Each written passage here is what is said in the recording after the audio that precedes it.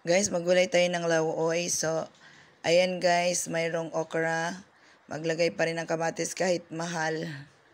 Ayan, dahil hindi masarap ang lauoy pag walang kamatis. Pero pwede rin naman walang kamatis.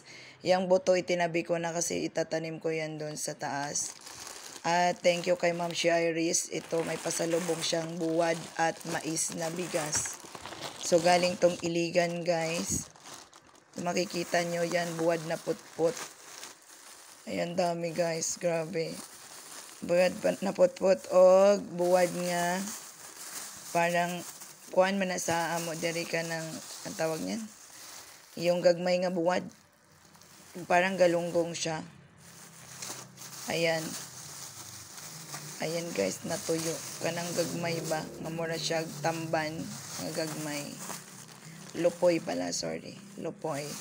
Dugay sa kuanoy. Ayan, lupoy. Tapos bigas na mais. Yung bigas na mais, guys, ay napakasarap niyan. Numero 12 yata yung bigas na yan na mais. Ayan, guys, ilang years na ako dito sa Maynila. Ang panganay ko 22. So, halos 30 years. Magti 30 years na ako na kakatikim ng bigas na mais.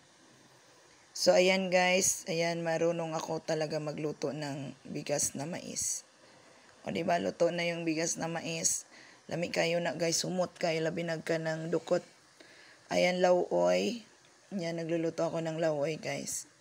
Ricardo, kasi kailangan sa boses ko. Kung maririnig niyo yung boses ko, wala na akong boses. Malat na.